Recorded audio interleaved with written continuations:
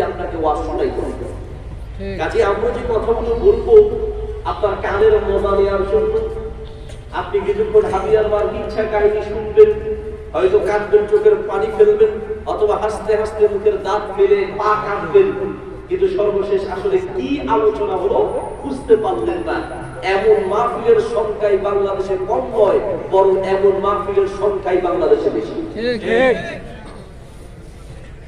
তো আমি আপনাদের উদ্দেশ্যে যে কথাগুলো বলবো এগুলো খেয়াল করে না শুনলে আপনি কথা বুঝবেন না, কারণ আমি কথা বলছি আপনাকে বুঝানোর জন্য, মজা দেওয়ার জন্য নয়। আজকের মাহফিলের আলোচ্য বিষয় হচ্ছে নবী সাল্লাল্লাহু আলাইহি ওয়াসাল্লামের দোয়া। কার দোয়া? নবী সাল্লাল্লাহু আলাইহি ওয়াসাল্লামের দোয়া। আল্লাহ রাসূল সাল্লাল্লাহু আলাইহি ওয়াসাল্লাম দোয়া করেছেন। কার জন্য দোয়া করেছেন? আপনার কথা বলছি, আপনার জন্য। পৃথিবীতে আমরা নেককার, দিনদার, আল্লাহওয়ালা, আলেম ওলামার দোয়া পাওয়ার জন্য আগ্রহী হয়ে থাকি। দেখলেই আমাকে একটু দোয়া করে, দেখলেই একটু দোয়া করবে, ঠিক না? আজকে আসার পথে আপনাদের পাশে মডেল মাদ্রাসা গেলাম, বলার শফিকুর রহমান সাহেবের যে মাদ্রাসা, যাওয়ার পরে ছেলেরা লাইন ধরেছে, সাহেব একটু দোয়া করে, সাহেব একটু দোয়া করে।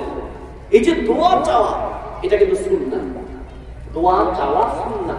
নবী সাল্লাল্লাহু আলাইহি ওয়াসাল্লাম ওমর ফারুক আযম আহাদুল মুবাশশিরিনা বিল জান্নাহ, জান্নাতের সুসংবাদ প্রাপ্ত সাহাবী ওমরকে বললেন, ওয়াইস করুণের কাছে দোয়া চেও, কারণ ওয়াইস করুণের দোয়া করতে দেরি হয়, আল্লাহ কবুল করতে দেরি করে। সুবহানাল্লাহ। কেন এত মর্যাদার কারণটা কি? আবারুন নাস বিউম্মিহি, সেই ওয়াইস করুণী মায়ের সেবার খেদমত করার কারণে আল্লাহ এত মর্যাদা প্রাপ্ত হয়েছেন। দুটি হাত তুলে দোয়া করতে দেরি হয়, আল্লাহ কবুল করতে দেরি করে। সুবহানাল্লাহ। এমন কিছু বান্দা পৃথিবীতে আছে যারা দোয়া করলে আল্লাহ তাদের দোয়া কবুল করে না। এই জন্য দোয়া চাওয়া সুন্নাহ। দোয়া চাইবে আলেম ওলামার কাছে, দিনদার লোকদের কাছে। কিন্তু আমি আপনাকে শোনাতে চাচ্ছি আরেকটা, সেটা হচ্ছে আপনি আমার কাছে দোয়া চাইবেন, এই ভাইয়ের কাছে দোয়া চাইবেন, এই আলেমদের কাছে দোয়া চাইবেন, তাদের দোয়া কবুল হতেও পারে, নাও হতে পারে। কিন্তু আমি আপনাকে শোনাতে চাচ্ছি আপনি এমন একজনের দোয়া পাবেন যেই রাসূলের দোয়া করতে দেরি হয়, আল্লাহ কবুল করতে দেরি করে না, ঠিক কি না? আমরা রাসূলের সে দোয়া পেতে চাই, পেতে চাই, কে কে পেতে চাই? হাত তুলে দেখেন। আল্লাহ আমাদের সবাইকে কবুল করুন, আমিন আমিন। তাহলে আপনি আমি রাসূলের দোয়া পাবো কি করে? আজকে বাবিলের আলোচনা বিষয় রাসূলুল্লাহ সাল্লাল্লাহু আলাইহি ওয়াসাল্লামের দোয়া পাওয়ার জন্য কিছু আমল করতে পারে। আমলগুলো কি এটা পরে বলছি, আগে আপনার একটু পরিচয়ের ভিতরে ঢোকানো দরকার রাসূলের দোয়া পাওয়ার কত বেশি। নবী সাল্লাল্লাহু আলাইহি ওয়াসাল্লাম, নবী সাল্লাল্লাহু আলাইহি ওয়াসাল্লামের কাছে, নবী সাল্লাল্লাহু আলাইহি ওয়াসাল্লামের কাছে এসে আল্লাহ রাসূলের খেদমত করতেন কে? আব্দুল্লাহ ইবনে আব্বাস রাদিয়াল্লাহু তাআলা। আল্লাহ রাসূলের এসে খেদমত করছেন। পরে রাসূল সাল্লাল্লাহু আলাইহি ওয়াসাল্লাম জিজ্ঞেস করলেন কি চাও? বলে একটু দোয়া করে। আল্লাহ রাসূল সাল্লাল্লাহু আলাইহি ওয়াসাল্লাম বললেন আব্বাসের জন্য দোয়া করতেন, মুখে হাত দিয়ে তার জন্য দোয়া করতেন, আল্লাহুম্মা হাক্কিকু ফিদ-দীন, আল্লাহ তুমি তাকে দ্বীনের জ্ঞান দাও। এই একটা দোয়ার ফলে এমন হয়েছে মাত্র 17 বছর বয়সে রাইসুল মুফাসসিরিন হয়েছেন। বড় বড় সাহাবীরা কোরআনের আয়াতের তাফসীর বুঝার জন্য আব্দুল্লাহ ইবনে আব্বাসের কাছে গিয়েছিলেন। সুবহানাল্লাহ। একটা দোয়া। আমর ইবনে আখতাব একজন বিশিষ্ট সাহাবী, রাসূলুল্লাহ সাল্লাল্লাহু আলাইহি ওয়াসাল্লাম বললেন আমাকে পানি দাও। পানি দিলেন, দেখলেন পানিতে কিছু ময়লা পড়ে আছে, পানিগুলো পাল্টে পরিষ্কার করে আল্লাহ রাসূলের হাতে দিলেন। রাসূল সাল্লাল্লাহু আলাইহি ওয়াসাল্লাম খুশি হলেন, লোকটা কত, ছেলেটা কত ভালো, কত সুন্দর, পরিষ্কার পরিচ্ছন্ন চলে, ময়লা পানিটা দেয় নাই। রাসূল সাল্লাল্লাহু আলাইহি ওয়াসাল্লাম তার জন্য দোয়া করতেন, আল্লাহুম্মা জাব্বিলহু আল্লাহ তুমি তাকে সৌন্দর্য দান করো। এই একটা দোয়ার ফল এমন হয়েছে, এই আমর ইবনে আখতাবের 93 বছর বয়সে একজন বর্ণনাকারী বলছেন, আমি আল্লাহ রাসূলের দোয়া পাওয়ার পরে আমর ইবনে আখতাবের সঙ্গে সাক্ষাৎ করেছি। তার বয়স তখন 93 বছর। আল্লাহ তাকে এত সৌন্দর্য দিয়েছেন, 93 বছর বয়সে তার মাথা আর দাড়িতে একটা চুল আর পশম পর্যন্ত সাদা হয়ে গেছে। সুবহানাল্লাহ, 93 বছর বয়স, অথচ এখনো যৌবনের শক্তি আছে, এখনো চেহারার ভিতরে যৌবনের সৌন্দর্য আছে। দোয়া কার? নবী মুহাম্মদ রাসূলুল্লাহ সাল্লাল্লাহু আলাইহি ওয়াসাল্লামের দোয়া। আব্দুর রহমান ইবনে আউফ, কথা কি বোঝা যাচ্ছে? জি। আব্দুর রহমান ইবনে আউফ রাদিয়াল্লাহু তাআলা নতুন বিয়ে করার পরে তিনি আল্লাহ রাসূলের কাছে গেলেন। রাসূলুল্লাহ সাল্লাল্লাহু আলাইহি ওয়াসাল্লাম তার জন্য দোয়া করলেন। কি বললেন? বারাকাল্লাহু লাক, আল্লাহ তোমার কাছে বরকত দান করুন। তাহলে কোনো মানুষ আপনার কাছে যদি যায়, কোনো সুসংবাদ শোনায়, আমি বিয়ে করেছি, আমি ভালো কাজ করেছি, রাসূলুল্লাহর সুন্নাত হচ্ছে আপনি তার জন্য দোয়া করবেন। আর আমাদের তরিকা হচ্ছে থ্যাঙ্কস, থ্যাংক ইউ, ধন্যবাদ। বেঁচে থাকো বাবা, বেঁচে থাকো। ও বেঁচে থাকার ক্ষমতা ওর বাপের আছে? হ্যাঁ, আল্লাহ তোমাকে বাঁচিয়ে রাখুন তাও বলা যায়। বাবা বেঁচে থাকো, কেমনিও বাঁচবে। থ্যাঙ্কস, থ্যাংক ইউ, ধন্যবাদ, ধন্যবাদ। তো মুসলমানের বাচ্চা, তোমার মুখ দিয়ে থ্যাঙ্কস, থ্যাংক ইউ, ধন্যবাদ নয়, তোমার মুখ দিয়ে আসবে আল্লাহ রাসূলের শিক্ষার পদ্ধতিতে বারাকাল্লাহু ফিকা, জাযাকাল্লাহু খায়রান। ঠিক কি না? আপনি আরব দেশে যান, দিনদার আলেম ওলামার বাসায় যান, বাচ্চাটাকে চকলেট দিয়েছেন, সে বলবে জাযাকাল্লাহু খায়রান। খায়রান, কথা বলেন, জাযাকাল্লাহু খায়রান, খায়রান, বারাকাল্লাহু ফিক, বারাকাল্লাহু লাক। এগুলো সুন্নাহ। আপনি যদি ঘরে অভ্যস্ত করেন আপনার বাচ্চাকে বলতে বলতে জাযাকাল্লাহু খায়র, একটা ভালো কাজ করেছে, জাযাকাল্লাহু খায়র, বারাকাল্লাহু লাক, বারাকাল্লাহু ফিকা, যাদাকাল্লাহু উমরাক, এইভাবে আল্লাহ আপনি যদি ছোটবেলা থেকে তার জন্য অভ্যাস করতেন, সেও বাহিরে মানুষকে এটাই বলতে অভ্যস্ত করত। একজন আমাকে একটা জিনিস উপহার দিল, আমি তার জন্য বললাম জাযাকাল্লাহু খায়রান, সেটা হলো আমি আবার বললাম জাযাকাল্লাহু খায়রান। মানে আমি যে কি বললাম সে বুঝতেই পারলো না, কারণ জীবনেও শুনে নাই। ঠিক কিনা? জীবনেও শুনে। এটা আমাদের সমাজ হয়েছে। মূর্খ লোক তাকে থ্যাঙ্কস বললে, থ্যাংক ইউ বললে শব্দ তো বুঝে যে আমাকে একটা ধন্যবাদ জানিয়েছে, কিন্তু জাযাকাল্লাহু খায়রান, বারাকাল্লাহু ফিক বললে ওকে গালি দিছে না দোয়া করছে তাও বুঝে না। কারণ সমাজ ব্যবস্থা থেকে রাসূলের সুন্নাহ বলে এভাবে উঠে যাচ্ছে। আশ্চর্যজনক কিছু দেখেছেন, বড় বড় বিল্ডিং, কোন একজন মানুষের সৌন্দর্য দেখেছেন, কোন একটা বড় কিছু দেখেছেন, বলবেন আল্লাহু আকবার, বলবেন সুবহানাল্লাহ, এটাই সুন্নাহ। আর আমরা বড় কিছু দেখলে চিটংয়ের মানুষ হয়ে ও বাজিরে বাজি, ও বুকরে বুক, আর ওখানে ফেলে ওরে মা রে মা, ও মা গো, কিসের ও মা? এগুলো কি? কারো সৌন্দর্য দেখেছেন, চেহারা সুন্দর, স্বাস্থ্য ভালো, তার জন্য দোয়া করবেন বারাকাল্লাহু ফিক, অথবা বলবেন মাশাআল্লাহ বলবেন। তাকে উৎসাহ দেওয়ার জন্য এই সুন্নাহগুলো বলবেন, তখন চোখ লাগা থেকে বেঁচে যাবে। চোখ লাগা বুঝেন, যেটাকে আমরা বলি মুখ লাগা। মুখ লাগা সত্য, চোখ লাগা সত্য। হাদিসে এসেছে ইন্নাল আইনা হাক্কুন, চোখ লাগা সত্য। মানুষের চোখ লাগে, সুস্বাস্থ্য, স্বাস্থ্যের অধিকারী, সুদর্শন। এমন বহু ছেলে দেখবেন যে কয়েকদিন পরে আর খেতে পারে না, স্বাস্থ্য শুকিয়ে গেল, চেহারা নষ্ট হয়ে যাচ্ছে। এগুলোর পিছনে অনেকগুলো কারণের পিছনে একটা বড় কারণ হচ্ছে মানুষের চোখ লাগা। এটা থেকে বাঁচার জন্য সকাল সন্ধ্যা বাচ্চাকে ঘর থেকে বের করার আগে দোয়া করে তাকে ঘর থেকে বের করবেন।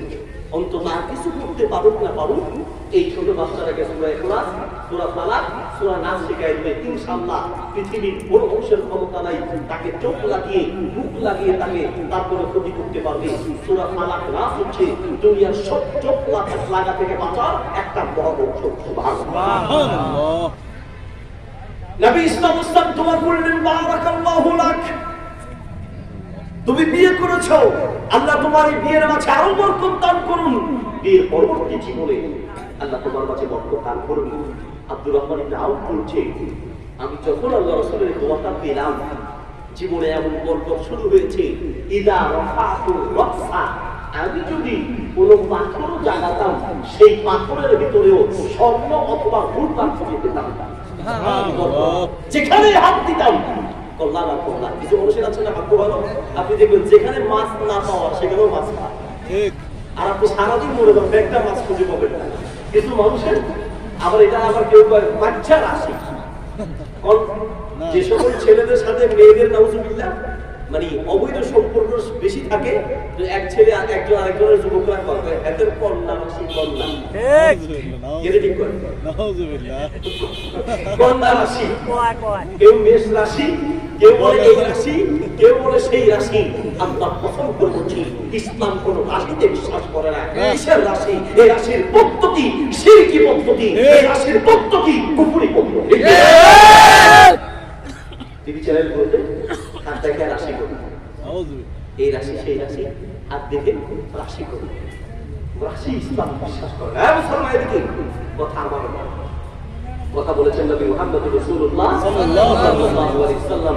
হাদিস সহিহ মুসলিমে আছে, হাদিস মুসনাদ আহমদে আছে, হাদিস সহিহুল জামি কিতাবে আছে, হাদিস সুনানে বাইহাকিতে আছে, হাদিস মিশকাতুল মাসাবিহে আছে। আপনি বেরুনটা পড়বেন কি দিয়ে? রাসূল সাল্লাল্লাহু আলাইহি ওয়াসাল্লাম বলেন, মান আতা আররাফান ওয়া ফি রিওয়ায়াতিন মান আতা কাহিনান ফাসআলাহু লাম তুকবাল লাহু সালাতু 40 ইয়াওম 40 লাইলাতান। যে ব্যক্তি কোন রাশি গণকের কাছে গিয়েছে, ভবিষ্যৎ বক্তার কাছে গিয়েছে, কোন গণকের কাছে গিয়েছে, আল্লাহর রাসূল বলছে 40 দিন পর্যন্ত তার কোন ইবাদত আল্লাহর কাছে কবুল হবে না। 40 দিন পর্যন্ত তার কোন ইবাদত আল্লাহর কাছে কবুল হবে না। এটা হলো জাদুকরের গণক রাশি, রাশি যারা গণায় তাদের কথা বলছি। এবার যদি আরেকটু বলি আপনার হুজুর রাগ করবে, তবু আমি বলি পানি দেখে গণায়। হুজুর আপনারা টাকা দিয়ে গেলাম, একটু গণাইয়া দেখেন, আমি সামনে বিয়ে করতে চাচ্ছি, করা যাবে কি যাবে না, ব্যবসা করতে চাচ্ছি, করা যাবে কি যাবে না, বিদেশ যেতে চাচ্ছি, যাওয়া যাবে কি যাবে না। হুজুর এবার পানি পড়ে জিন দিয়া বিভিন্ন কিছু হাজিরা মিলায়া পরের দিন আপনার কাছ থেকে আপনার থেকে টাকা নেয়, আর পরের দিন জানায় দেয়। আল্লাহ কসম করে বলছি আপনার ভবিষ্যৎ কেমন যাবে না যাবে। সূরা আরাফের 187, সূরা আরাফের 188, সূরা আনামের 50, সূরা জিনের 26 আল্লাহ স্পষ্ট করে দিয়েছেন কারো ভবিষ্যৎ সম্পর্কে পৃথিবীর কেউ জানে না। আপনার ভবিষ্যৎ কেমন যাবে না যাবে, আপনার হুজুরের ভবিষ্যৎ কেমন হবে না হবে, একমাত্র যিনি জানেন তিনি কে? আল্লাহ। আল্লাহ আল্লাহ ছাড়া কেউ জানে না। এই সব হচ্ছে শিরকি কথা, এই সব হচ্ছে কুফরি পদ্ধতি, এটা হচ্ছে মানুষের ঈমান নষ্ট করার পদ্ধতি। ঠিক কি না? কি করে আপনার ভবিষ্যৎ সে বলবে? তার নিজের ভবিষ্যৎ সে জানে না, আপনার ভবিষ্যৎ বলতে পারবে কি করে? টাকা ইনকাম করবেন তো কাজের অভাব নেই, টাকা ইনকাম করবেন তো অন্য কাজ করে, বাদাম বেচে খান তাও ভালো আছে, রিক্সা চালিয়ে খান তাও ভালো আছে। আপনার মতো শিরকি পদ্ধতিতে টাকা কামান যারা কামায় তাদের চেয়ে রিক্সাওয়ালা আপনার চেয়ে লক্ষ কোটি গুণ ভালো আছে। ওটা 100% হালাল। ও টাকার ভিতরে করে শিরকি করে বিধান দেয়। আপনি বললেন হুজুর তাহলে খাবো কি? খাবেন কি? হ্যাঁ হুজুর খাবো কি?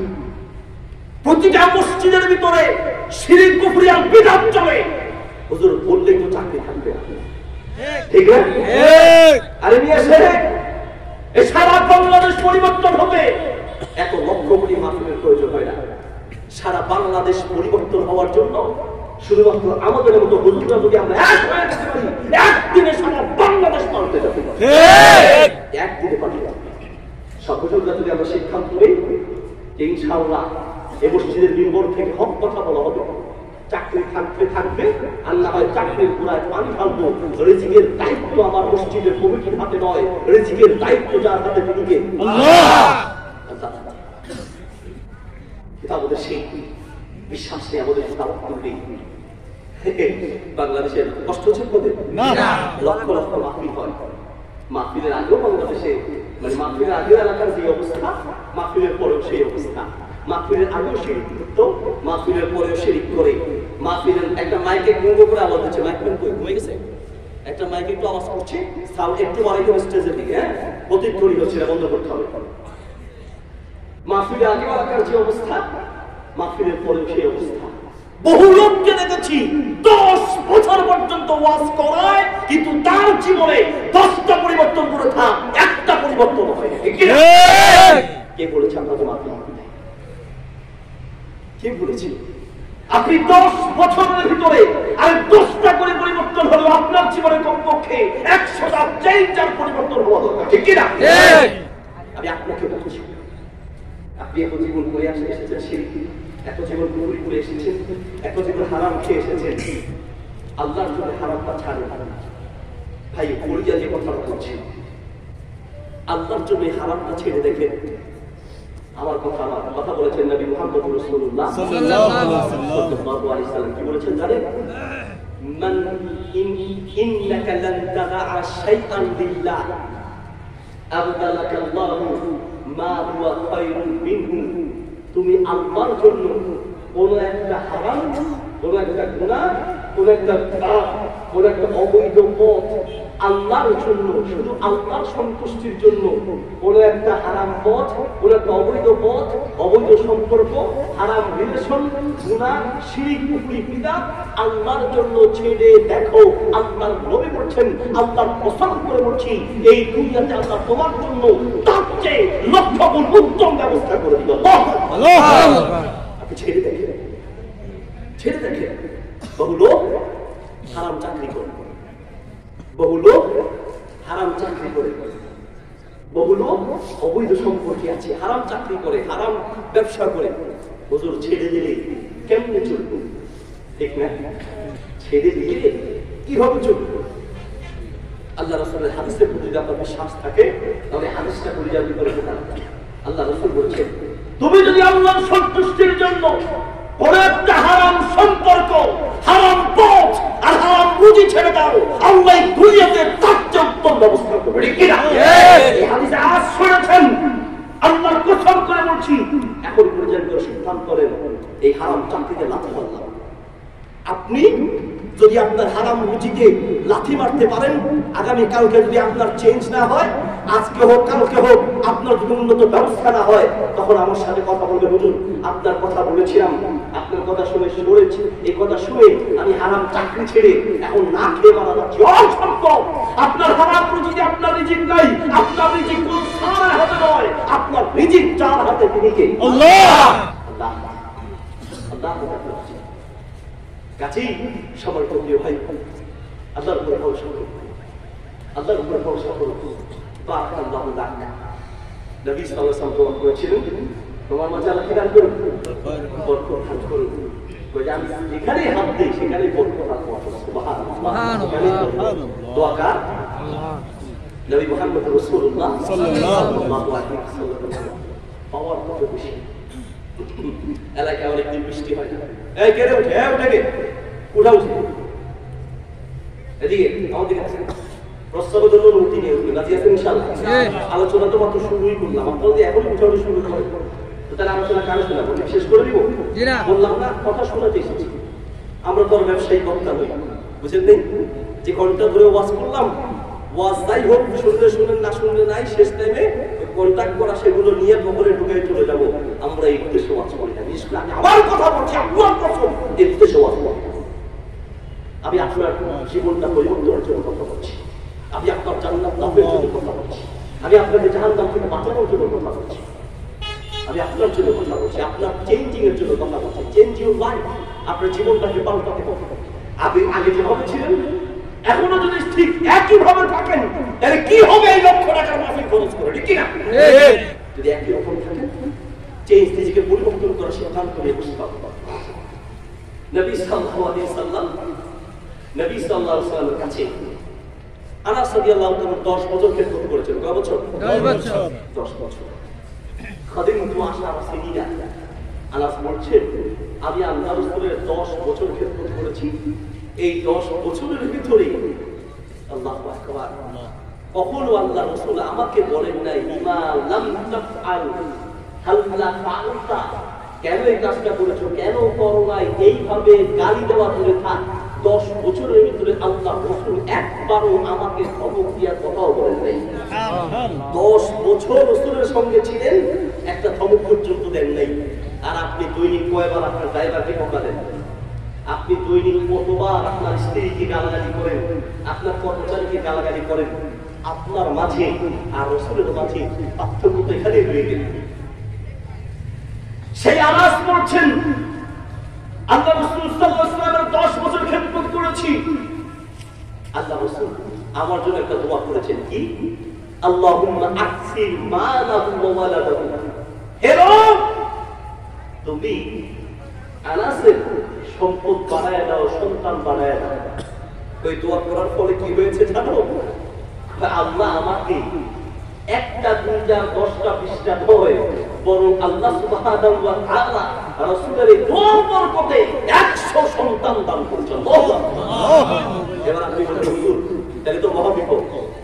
আমরা আছি 2টি সন্তানের বেশি নয়, একটি হলে ভালো হয়। নাউযুবিল্লাহ। ইদানিং স্লোগানের 1টি সন্তানের বেশি নয়, না হলে ভালো হয়। নাউযুবিল্লাহ। কারণ যদি সন্তান বেশি হয়, ছেলে মেয়ে হয়, তাহলে খাওয়াবো কি? নবী সাহেব, আপনার ঈমানটা এত পর্যন্ত মজবুত হয়। যেই বাপ চিন্তা করে যে আমার সন্তান হলে আমি খাওয়াবো না, কি আল্লাহর কসম আপনার ঈমান ঠিক হবে। ঠিক। কারণ আপনার সন্তানকে খাওয়ানোর দায়িত্ব কি আপনার? না। রিজিকের মালিক আপনি না। বেশি দূরে যাওয়া লাগবে না। আমাদের ঈমান যে কত দুর্বল, প্রতিটা পয়েন্টে পয়েন্টে আমাদের সেটা প্রকাশ পাচ্ছে। হ্যাঁ, 100 সন্তান। আল্লাহ রাসূলের দোয়া করতো, এলাকায় অনেকদিন বৃষ্টি হয় না, রাসূলের কাছে আসতে এসে বললেন, ইয়া রাসূলুল্লাহ, এলাকার সব মারা যাচ্ছে অনাবৃষ্টিতে, একটু দোয়া করুন। রাসূল সাল্লাল্লাহু আলাইহি ওয়াসাল্লাম খুতবায় 2টি হাত তুলে দোয়া করলেন। এই যে হাত তুলে দোয়া করলেন, হাত তুলে দোয়া করতে হয়েছে আসমান থেকে বৃষ্টি নাজিল হতে দেরি। সুবহানাল্লাহ। এটা রাসূলের দোয়ার পাওয়া। আজকে শুধু দোয়ার পাওয়ারটা বলছি, আল্লাহ তৌফিকের আশেপাশে আসা হবে। আল্লাহ রাসূলের দোয়ার পাওয়ার কত বেশি, এ বিষয়ে আরেক সময় আলোচনা হবে ইনশাআল্লাহ। এবার আসুন, সেই রাসূলের দোয়া পাবেন কি করে? রাসূলের দোয়ার পাওয়ারটা বললাম, এবার রাসূলের দোয়া পাবো কিভাবে জানা দরকার আছে ইনশাআল্লাহ। রাসূলুল্লাহ সাল্লাল্লাহু আলাইহি ওয়াসাল্লাম দোয়া করছেন, নাদ্দারাল্লাহু রাআন, আল্লাহ ওই ব্যক্তিকে দুনিয়া এবং আখিরাতে সুখী করুন। নাদ্দারাল্লাহ দোয়া করেছেন কি? নাদ্দারা, আল্লাহ তাকে দুনিয়া এবং আখিরাতে সুখী করুন। ওয়া ফি রিওয়ায়াতি রাহিমাল্লাহু রাআন, আল্লাহ তাকে রহম করুন, আল্লাহ তাকে রহমতের করে ডুবিয়ে রাখুন। কোন ব্যক্তির জন্য?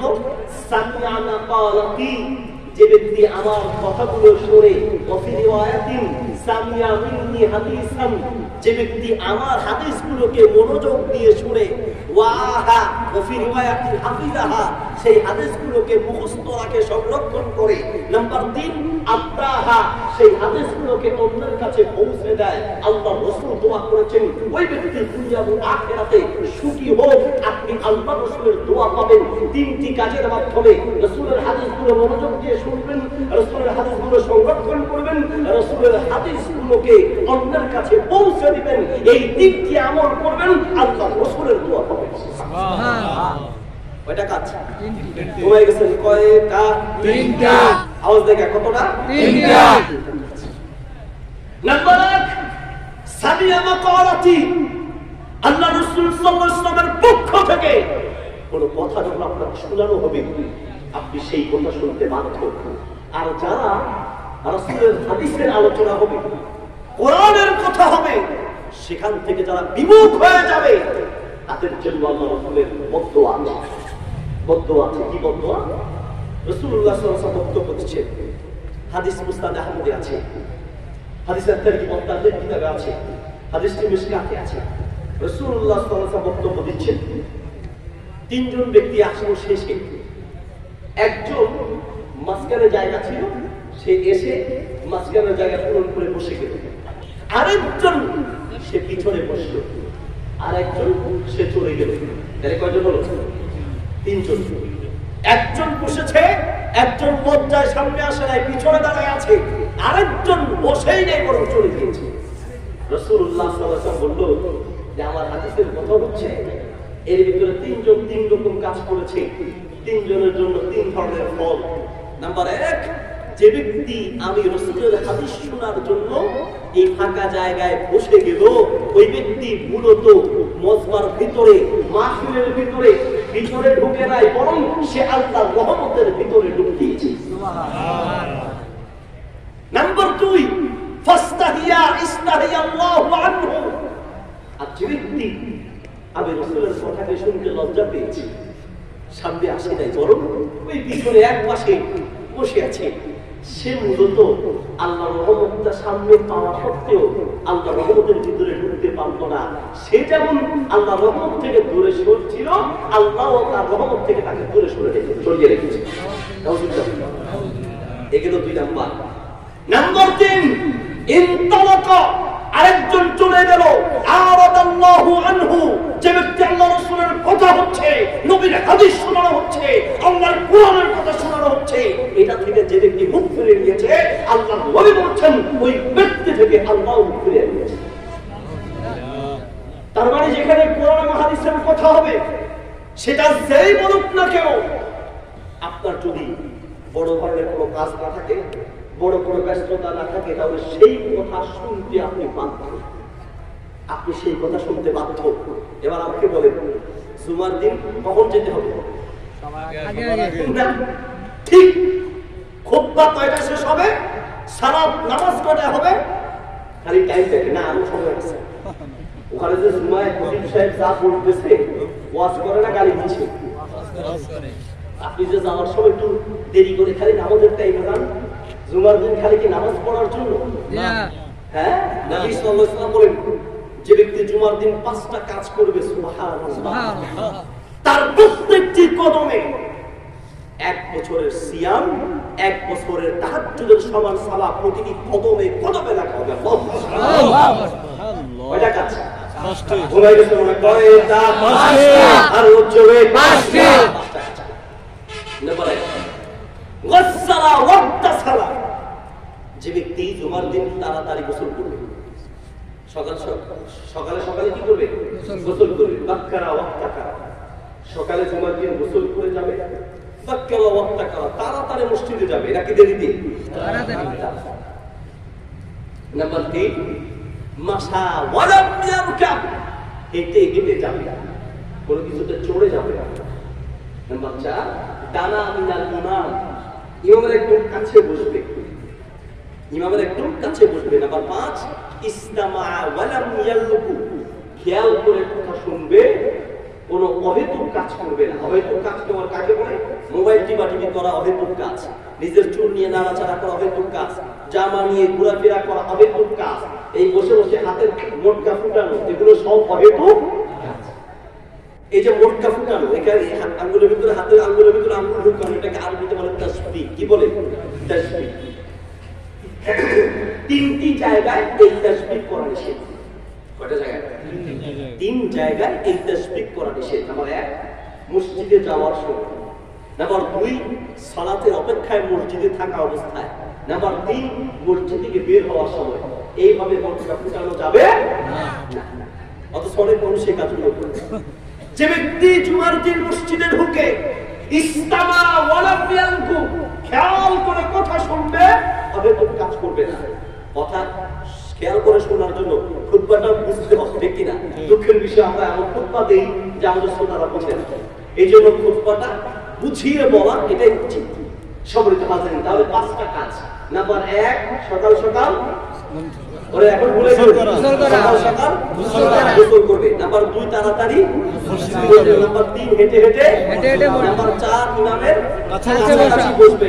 ইমামের কাছাকাছি বসার জন্য এখন একটা বুদ্ধি বের করবে। আজকে ইমাম সাহেবকে জানামাজ কিনে দিয়া, ইমাম সাহেব এটা আমার জানামাজ এখানে থাকবে, আমি জুমার দিন আসুন দেরি হইলেও যেন এটা ফাঁকা থাকে। আল্লাহ কসম করে বলছি, আপনি যেই হোক না কেন, মসজিদের ভিতরে আপনার জায়গা নির্ধারণ করা এটা সম্পূর্ণ জাহিলি যুগের কাজ।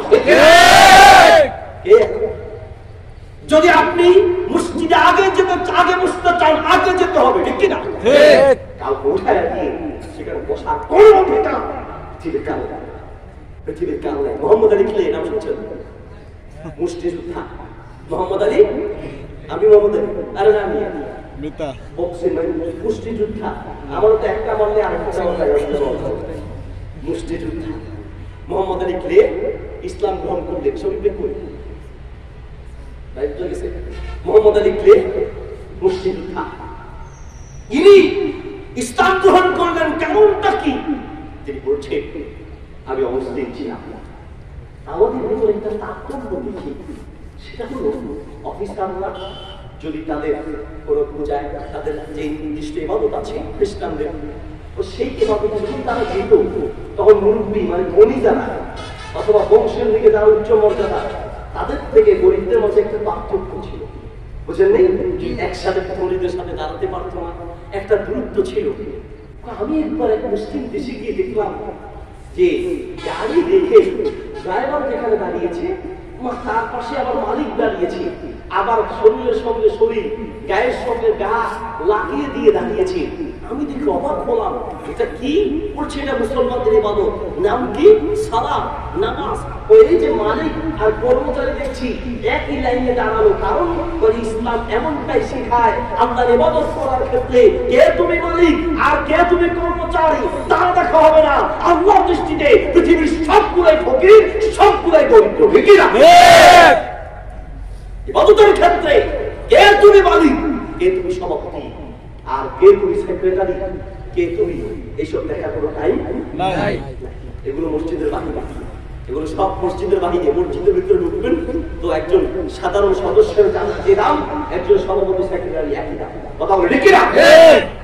সবাই যখন হাজির করছিলাম, মসজিদের ভিতরে আপনি তাড়াতাড়ি হেঁটে হেঁটে মসজিদে যাবেন, গোসল করবেন তাড়াতাড়ি, জুমার দিন সকালে তাড়াতাড়ি মসজিদে যাবেন, হেঁটে হেঁটে যাবেন, ইমামের একদম কাছে বসবেন, খুব মনোযোগ দিয়ে ইমামের বক্তব্য শুনবেন। তাহলে প্রতিটি কদমে কদমে 1 বছরের সিয়াম, 1 বছরের তাহাজ্জুদের সমান সওয়াব হবে। সুবহানাল্লাহ। তবে এই আশায় তো অবশ্যই যাবেন, এই সওয়াবের আশায়। আপনার ভিতরে যদি রাসূলের হাদিসের প্রতি মহব্বত আর ভালোবাসা থাকতো, আল্লাহু আকবার, আপনাকে কেউ বলে পাঠানো দরকার ছিল না। সাহাবায়ে কেরাম কেমন পাগল ছিলেন জানেন? সুবহানাল্লাহ। আমরা আশিকের রাসূল ঠিক, আমাদের দেশে আশিকের রাসূলের দাবিদার অধিকাংশ হচ্ছে সিন্নির দাবিদার, ঠিক কি? নামের আশিকের রাসূল, আশিকের রাসূল হচ্ছে সে জান্নাত রাসূলকে ভালোবাসে, রাসূলের প্রত্যেকটা সুন্নাতকে অবলম্বন করে, অনুসরণ করে, রাসূলের কথাগুলোকে নিজের জীবনের চেয়ে বেশি দাম দেয়, ঠিক কি? বেশি দাম দেয়। রাসূলের ভালোবাসা কাকে বলে জানেন? আল্লাহু আকবার। আবু হুরায়রা রাদিয়াল্লাহু তাআলা এদিকে খেয়াল করে হাদিসের কিতাবের পৃষ্ঠা খুলতেই আবু হুরায়রা আবু হুরায়রার নাম, ঘটনা কি? এত বেশি হাদিস বলতে পারো আবু হুরায়রা তুমি? বলছে কেন বলতে পারি জানো? এটাই খোয়াদারা সহিহ বুখারী প্রথম খণ্ডের 22 নম্বর পৃষ্ঠা হাদিস। আবু হুরায়রা বলছে ইন্না ইখওয়ানানা মিনাল মুহাজিরিনা কানা ইয়াশগুলুহুমুস সাফফু বিল আসওয়াক ওয়া ইন্না ইখওয়ানানা মিনাল আনসার কানা ইয়াশগুলুহুমুল আমালু ফি আমওয়ালিহিম। আমার মুহাজির আনসার সাহাবী ভাইরা দুনিয়ার অর্থ উপার্জনের জন্য কেউ মার্কেটে যেত, কেউ ক্ষেত খামারে যেত। আর আমি আবু হুরায়রা আল্লাহ রাসূলকে ছেড়ে কোথাও যেতাম না। আমি যদি কাজ করতে চাই, রাসূলুল্লাহকে হাদিস বলবে, আমি আবু হুরায়রা শুনতে পাবো না। আমি রাসূলের এই কথা যেন না হারাই, রাসূলের কোনো কথা যেন আমার কাছ থেকে ছুটে না যায়। রাসূলের হাদিসের প্রতি মহব্বত আর ভালোবাসার কারণে খেয়ে না খেয়ে মাটিতে গড়াগড়ি করতাম, তবু আল্লাহ রাসূলের কাছ থেকে দূরে যেতাম না। সবাই তো হাজির, কি বুঝতেন? একটা কাছের কথা তো শুনেছেন, রাসূলুল্লাহ সাল্লাল্লাহু আলাইহি ওয়াসাল্লাম মসজিদে বললেন ইবনুনি মিম্বার, আমাদের একটা মিম্বর বানাবো, একটা মিম্বর বানাবো। আগে আল্লাহ রাসূল যেটার উপরে হেলান দিয়ে বক্তব্য দিতেন, খুতবা দিতেন, তখন সেই কাঠটাকে সরিয়ে ফেলা হলো। আনাস রাদিয়াল্লাহু তাআলা সম্ভবত বলছেন যে আমি নিজ কানে শুনেছি ওই কাঠ থেকে গুনগুন কান্নার আওয়াজ শোনা যায়, ওই কাঠ থেকে গুনগুন কান্নার আওয়াজ শোনা যায়। কেন কাছে? কেন? আল্লাহ রাসূল সাল্লাল্লাহু আলাইহি ওয়াসাল্লাম তার কাছে গিয়ে যখন কাকটাকে বুকে নিয়ে জড়িয়ে ধরলেন, সাকানা তার কান্নাটা বন্ধ করে গেল। কেন কাঁদলেন, কেন? এতদিন আল্লাহ রাসূলের কাছে ছিল, এখন রাসূল থেকে আলাদা হয়ে গেল, এই জন্য সে কষ্টে দুঃখে কান্না শুরু করল। আপনার আমার বাবার সঙ্গে সেই পরিমাণ আছে? আবু সালমান আল্লাহ রাসূল সাল্লাল্লাহু আলাইহি ওয়াসাল্লাম দুনিয়া থেকে বিদায় হয়ে রাসূল সাল্লাল্লাহু আলাইহি ওয়াসাল্লামের সাহাবী বিলাল রাদিয়াল্লাহু তাআলা নাম শুনেছেন? জি, বিলাল রাদিয়াল্লাহু তাআলা, বিলাল রাদিয়াল্লাহু তাআলা মৃত্যু শয্যায় শায়িত, তার স্ত্রীর পাশে বসে কাঁদছে আর বিলাল মুস্কি মুস্কি হাসছে। আল্লাহু আকবার, মুস্কি মুস্কি হাসছে। তুমি জিজ্ঞেস করছে তাদের স্বামী, আপনি মুস্কি হাসছেন কেন? আমি তো অস্থির হয়ে যাচ্ছি, আপনি কি করে কবরে থাকবেন, আমাদেরকে ছেড়ে চলে যাচ্ছেন, আপনি কাঁদছেন না, হাসছেন উল্টো। বেলাল বলছে, তাহলে দিদি কেন কাঁদো? আমার তো কান্না আসে না, আমার তো খুশি পাচ্ছি। কেন খুশি? আমি তো এখন দুনিয়ার থেকে বিদায় হলেই পরে তোমাদেরকে হারানো অসুবিধা নাই, কিন্তু আমি এখন দুনিয়ার থেকে বিদায় হলেই পরে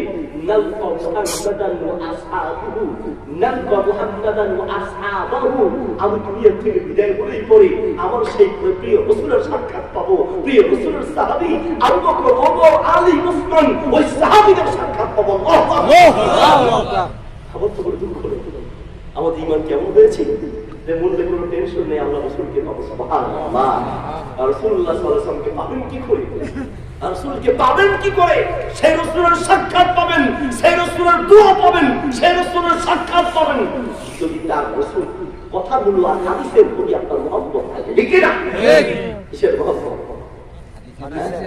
আপনাকে টাটকা সই হাদিস দেখানো হচ্ছে, কোরআনের আয়াত দিয়ে দলিল দেওয়া হচ্ছে, স্পষ্ট সই হাদিস দেখানো হচ্ছে, আর আপনি তার বিপরীতে বলছেন বাপ দাদা কি কম বুঝতো? বাপ দাদারা দেখে আসছি। আপনি রাসূলের, আপনি আশিকে রাসূল, আপনার মতো কত বড় সোর পৃথিবীর মুখে আর নাই। ঠিক কি না?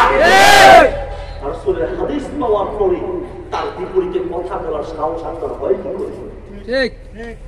রাসূলের হাদিস দেখানো হচ্ছে, হ্যাঁ আপনি বলছেন ঠিক আছে, আপনি যেহেতু বাপ দাদার কথা বলছেন, তাহলে আমি একটা কথা বলি, আপনার মরার পরে আপনার কবরে আপনাকে রাখার সময় বলা হবে বিসমিল্লাহি ওয়া আলা মিল্লাতি বাপ দাদা।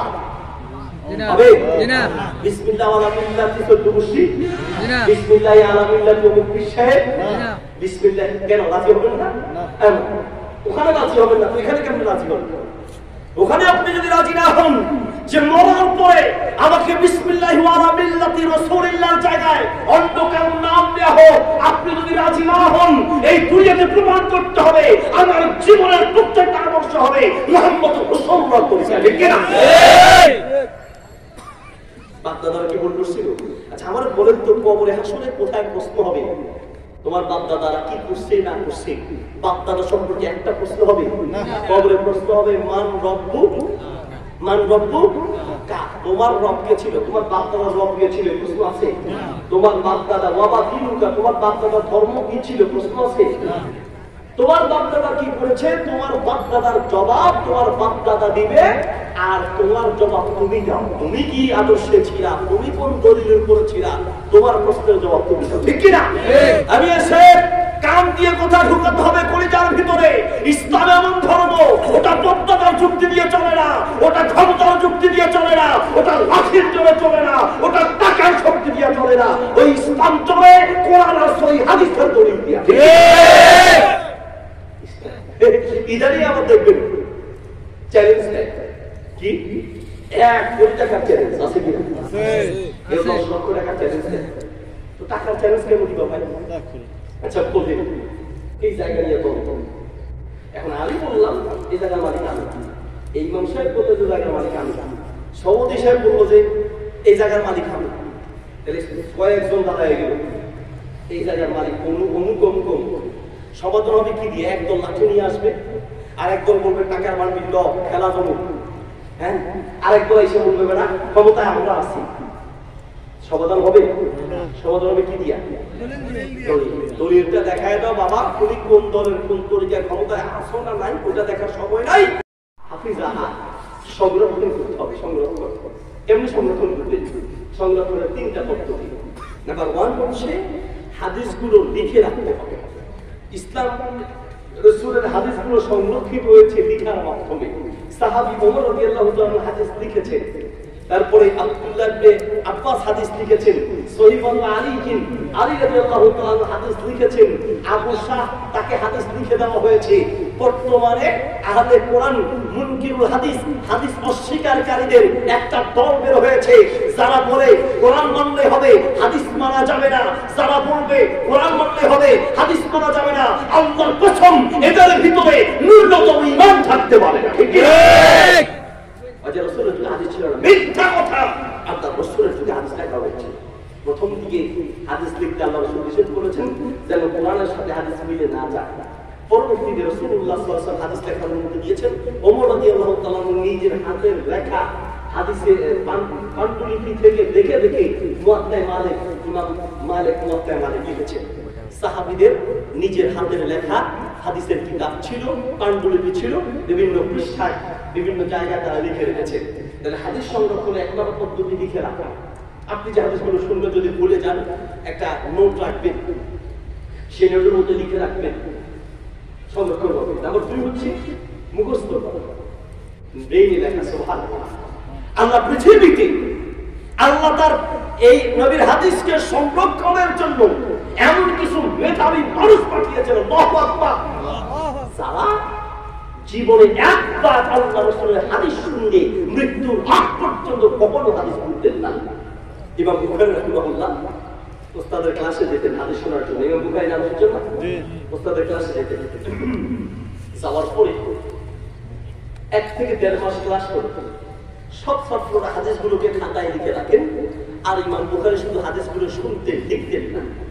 1-1.5 মাস পরে উস্তাদকে গিয়ে বিচার দিল, উস্তাদ মুহাম্মদ ইবনে ইসমাঈল কে? ইমাম বুখারী। বলছে উনি ক্লাসে আসে কিন্তু কই হাদিস তো তাকে লিখতে দেখি না, এসে লাভটা কি? তো ইমাম বুখারীকে দেখে বলছেন যে তুমি নাকি ক্লাসে আসো কিন্তু কোনো হাদিস লেখো না, তাহলে ক্লাসে এতদিন বসে থেকে লাভটা কি হলো? বলল উস্তাদ সবাই হাদিস সংরক্ষণ করে খাতায়, আর আমি মুহাম্মদ ইবনে ইসমাঈল হাদিস সংরক্ষণ করি, আমি লিখে রাখি খাতায় নয়, আমি লিখে রাখি এখানে। সুবহানাল্লাহ। কোথায়? এখানে। ওস্তাদ বলছে কি বলো তুমি? এই 1 থেকে 1.5 মাস যত শত হাদিস পড়েছি সব তোমার মুখস্থ? বলছো ওস্তাদ পরীক্ষা করে দেখতে পারো। বলো ঠিক আছে। সব ছাত্রদেরকে বললো তোমরা খাতা নিয়ে আসো। সবাই খাতা নিয়ে এসে রেডি, আর ইমাম বুখারী পড়তে লাগলো। 1 থেকে 1.5 মাস যত হাদিস বলা হয়েছে ইমাম বুখারী একটানা পড়তে লাগলো। যারা খাতায় লিখেছে, লিখতে গিয়ে তাদের ভুল হয়েছে, ইমাম বুখারী পড়তে গিয়ে একটা শব্দ পর্যন্ত পরিবর্তন। সুবহানাল্লাহ। তাদেরকে দিয়ে আল্লাহ রাসূলের হাদিসগুলো সংরক্ষণ হয়েছে। সুবহানাল্লাহ। কষ্ট চাপদের কুবাইবুল্লাহ ইবনে আদি ইবনে খিয়ার, তিনি একবার ওয়াসির সঙ্গে দেখা করতে গেলেন। খুব ওয়েটফুল কথা, বুঝতে পারছেন তো? তো তিনি ওয়াসিকে গিয়ে বললেন যে আপনি আমাকে চিনেন কিনা? তো তার চেহারার দিকে তাকায়া পায়ের তলা পর্যন্ত, পা পর্যন্ত দেখে বললেন আপনার চেহারা আমার পরিচিত নয়, তবে দেখেন হাদিসের বর্ণনাকারীদের মেধা থেকে বলে যে আপনার চেহারা আমার পরিচিত নয়, তবে আমি বহু বছর আগে আদিবকে খিয়ারের বাড়িতে গিয়েছিলাম। আদিবকে খিয়ারের ওবায়দুল্লাহ মানে যিনি ওয়াসিকে জিজ্ঞেস করলেন আমাকে চিনেন কিনা? আপনার চেহারা আমার পরিচিত নয়, তবে বহু বছর আগে আমি আদিবকে খিয়ারের বাড়িতে গিয়েছিলাম।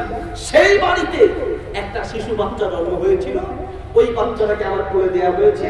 আমি সেই বাচ্চাটাকে কোলে নিয়েছি, তার পুরো শরীর ঢাকা ছিল, চেহারা ঢাকা ছিল, 2টি পা দেখা গিয়েছি। সেই যে শিশু বাচ্চাটার 2টা পা দেখেছি, ওই 2টা পা আর আপনার পা একই পা। চেহারা আপনার পরিচিত নয়, তবে আপনার এই 2টি পা আমার পরিচিত। কথা মনে বুঝেন? আমরা চেহারা দেখেই চিনতে পারি না, আর উনি পা দেখে সেই শিশু বাবা দেখেছে, আর বুড়া বয়সে বলছে আপনার পা আমার পরিচিত। দেখে দিয়ে হাদিস আল্লাহ রাসূলের হাদিসগুলো সংরক্ষিত হয়েছে। আবু হুরায়রা রাদিয়াল্লাহু তাআলা থেকে আব্দুল মালিক ইবনে মারওয়ান তিনি একটা পরীক্ষা করছেন, বলছেন যে আপনি এত হাদিস পড়তে পারেন, আপনার মুখস্থ শক্তি এত বেশি আছে, ঠিক আছে আপনাকে পরীক্ষা করা হবে। কেমন পরীক্ষা করা হবে? বলছে আপনি একটু আসেন, আসা নিয়ে আসা হবে। বলছে আপনি এই জায়গায় আমাকে অনেকক্ষণ দাঁড়িয়ে কিছু হাদিস শোনাবেন। দীর্ঘ সময় দাঁড়িয়ে অনেকগুলো হাদিস তাকে শোনানো হলো। বলো ঠিক আছে, এবার আপনি যেতে পারেন। 1 বছর পরে আবু হুরায়রাকে আবার ডাকা হলো। দেখে এনে বলছেন এই জায়গায় দাঁড়িয়ে 1 বছর আগে আপনি কিছু হাদিস বলেছিলেন, আচ্ছা বলেন এবার 1 বছর আগে যতগুলো হাদিস শুনিয়েছেন ঠিক ততগুলো হাদিস এখানে দাঁড়িয়ে আবার শোনাবেন, কমাতেও পারবেন না, বাড়াতেও পারবেন না। ইমাম বুখারী ঠিক একই জায়গায় দাঁড়িয়ে 1 বছর আগে যতগুলো হাদিস শুনিয়েছেন ঠিক ততগুলো হাদিস শুনিয়েছেন, একটা শব্দ পর্যন্ত পরিবর্তন করেছেন। মেধা। যুবক ভাইরা বলতে বলছি, হুজুর পড়ার অবস্থা থাকে না, কি করবো? সালসা খাই, সালসা। মেধা বাড়ানোর জন্য সালসা খায়। আমি এসে সালসা দিয়া মেধা বাড়ে না। মেধা এটা আল্লাহর দান। আল্লাহর কাছে দোয়া করতে হবে আর বেশি বেশি আল্লাহর কোরআন পড়তে হবে। যে যত বেশি কোরআন তেলাওয়াত করবে তার মেধা ব্রেইন তত আল্লাহ বানিয়ে দিবে। সুবহানাল্লাহ। এই কোরআন পড়তে হবে। এক অফিসার বলছি, বুঝি আমি একটা চ্যালেঞ্জ করব, যারা আমার কথার জবাব দিতে পারবে তারা বলছে যে আমাকে নতুন কোন কথা শোনাতে হবে। নতুন যদি কেউ শোনাতে পারে তাহলে তাকে 50,000 টাকা দিব। তবে কথাটা কি হতে হবে? নতুন নতুন কথা। এবং সেই যায় কথা শুরু করলেই কয় যে শুনছি, না শুনলেও বলে শুনছি। আসলে বাপ্পা আসলে টাকা দিবেন এটা চালাকি। তো একজন আলেম কোরআন পড়নেওয়ালা তিনি বলছেন, বুঝছি আপনার বুদ্ধির বিষ খাওয়াইতে হবে। বুদ্ধির বিষ, বুদ্ধির বিষ কেমনে খাওয়াতে হবে? তো সবাই সামনে চ্যালেঞ্জ হবে, মুনাজারা হবে, আপনারা আসেন। তো সবাই মিলে আসলো। আসার পরে ওই আলেম বললো যে আমি যদি নতুন কোনো কথা আপনাকে শোনাইতে পারি আপনি 50,000 টাকা দিবেন, ঠিক আছে? বললো হ্যাঁ ঠিক আছে। বললে আপনি আমার বাবার কাছ থেকে কিছুদিন আগে 1 লক্ষ টাকা ধার নিয়েছিলেন, এই কথা কি আগে কোনোদিন শুনছেন? যদি বলেন যে শুনছি তাহলে 1 লাখ টাকা দেন, আর যদি বলেন শুনি নাই তাহলে 50,000 টাকা দেন। বলছে ভাই রে ভাই, আমি এতদিন বুঝি নাই। মক্তবে একটা হাদিস পড়েছিলাম, খায়রুকুম মান তাআল্লামাল কুরআন ওয়া আল্লামা। আসমানের নিচে জমিনের উপরে সবচেয়ে উত্তম হচ্ছে যারা কোরআন পড়ে এবং পড়ায়। আজকে বুঝতাম কোরআন পড়নেওয়ালার কাছে সারা পৃথিবীর কেউ টিকতে পারে না। পৃথিবীর কেউ টিকতে পারে না। আল্লাহ কিছু মেধাবী মানুষ দিয়ে তারা আসলে হাদিসগুলোকে সংগ্রহ করেছে। ইমাম আহমদ বলছেন, জীবনে যদি আমি কোনোদিন একটা হাদিস শুনি, ইমাম আহমদ কে জানেন? হাদিসের কিতাবের জগতের সবচেয়ে বড় হাদিসের কিতাবের নাম হচ্ছে মুসনাদে আহমদ। সেই মুসনাদে আহমদ যিনি লিখেছেন তিনি হচ্ছেন ইমাম আহমদ। তিনি বলছেন, আমি জীবনে একবার যদি কোনো হাদিস শুনি মৃত্যুর আগ পর্যন্ত হাদিসটা আমি ভুলতে পারতাম না। আমরা যদি চেষ্টা করি পারবো তো ইনশাআল্লাহ। হাদিস মুখস্থ করবো, আল্লাহ লিখে রাখবো। 3 নম্বর আলো হচ্ছে ওয়াহা ওয়াদাহা, সেই হাদিসটাকে মানুষের কাছে পৌঁছে দেওয়া। তাহলে হাদিস সংরক্ষণে একটা নম্বর পদ্ধতি লিখে রাখা, 2 নম্বর মুখস্থ করা, 3 নম্বর হচ্ছে হাদিসগুলোর উপর আমল করা। সাহাবী বলছেন যে আমরা রাসূলের থেকে 10টা আয়াত জানতাম, এই আয়াতগুলোর বুঝতাম, এই আয়াতের উপরে যে কথাগুলো আছে সেগুলো আমল করতাম, আবার 10টা শুনতাম, বুঝতাম, ওগুলোর উপরে আমল শুরু করতাম। আমরা শুনি ঠিক মতো বোঝার চেষ্টা করি না, আমলও করি না। হাদিস সংরক্ষণের 3 নম্বর পদ্ধতি, জীবনের রাসূলের যে সুন্নাহগুলো শুনবেন, যতটা হাদিস শুনবেন সঙ্গে সঙ্গে আমলের নিয়ত করবেন, আমল চালু করে দেন, কিয়ামত পর্যন্ত ভুলবেন না। ঠিক একটা হাদিস আপনাকে শোনাই, সহিহ মুসলিম হাদিস আছে, রাসূলুল্লাহ সাল্লাল্লাহু আলাইহি ওয়াসাল্লাম থেকে বর্ণনা এসেছে। উম্মে হাবিবা বলছেন, আমি আল্লাহ রাসূলের কাছ থেকে আমি একটা হাদিস শুনেছি, কি মান সাল্লা সিনতাই আশরাতা রাকাতান, যে ব্যক্তি দৈনিক 12 রাকাত সুন্নাত সালাত পড়বে, 12 রাকাত তার মানে হচ্ছে ফজরের ফরজের আগে 2, যোহরের আগে 4, যোহরের পরে 2, কত হইছে? 8, মাগরিবের পরে 2 কত? 10, ইশারের পরে 2 কত? 12 রাকাত। রাসূলুল্লাহ সাল্লাল্লাহু আলাইহি ওয়াসাল্লাম বলেন, যে ব্যক্তি দৈনিক এই 12 রাকাত সুন্নাত সালাত আদায় করবে, বুনিয়া লাহু বিহিন্না বাইতুন ফিল জান্নাহ, ওই ব্যক্তির জন্য জান্নাতে ঘর নির্মাণ হবে। আল্লাহর রাসূল গ্যারান্টি দিয়েছেন। সুবহানাল্লাহ। আমি আপনাকে হাদিসটা কেন শোনালাম জানেন? এই হাদিসের বর্ণনাকারী 4 জনের বক্তব্য একই। উম্মে হাবিবা বলছে মুনযু সামিতুহু মির রাসূলিল্লাহ মা তারাকতুহুন্না মুনযু সামিতুহু মির রাসূলিল্লাহ, যেই দিন থেকে এই 12 রাকাত আমলের ব্যাপারে হাদিসটি আমি আল্লাহর রাসূলের কাছ থেকে শুনেছি, সেই দিন থেকে আজ পর্যন্ত কখনো এই হাদিসের উপর আমল আমি ত্যাগ করি নাই। মানে সেই দিন শুনেছি, সেই দিন থেকে আমল শুরু করেছি, আজ পর্যন্ত কখনো এই আমলটা আমি একদিনের জন্য ছাড় দিয়েছি। উম্মে হাবিবা থেকে হাদিসটা শুনেছেন আনবাসা বলছেন, আমি যেই দিন এই হাদিসটি শুনেছি সেই দিন থেকে আজ পর্যন্ত এই হাদিসের উপর আমল আমি ছাড়ি নাই। আনবাসা থেকে হাদিসটি শুনেছেন আমল বলছেন, যেই দিন এই হাদিসটি আমি শুনেছি সেই দিন থেকে আজ পর্যন্ত কোনোদিন এই হাদিসের উপর আমল আমি ছাড়ি নাই। আমল থেকে হাদিসটি শুনেছেন নোমান বলছেন, যেই দিন এই হাদিসটি আমি শুনেছি সেই দিন থেকে আজ পর্যন্ত কখনো এই 12 রাকাত সুন্নত নামাজ আমার জীবনে আমি একবারের জন্য ছাড়ি নাই। কথা বলে বুঝাতে পারি নাই। 4 জন বর্ণনাকারী সবাই বলছে হাদিস শুনেছি, আমল শুরু করেছি, মৃত্যুর আগ পর্যন্ত ছাড়ি নাই। আমরা কি নিয়ত করতে পারবো ইনশাআল্লাহ? ইনশাআল্লাহ। আল্লাহ আমাদের তাওফিক দান করুন।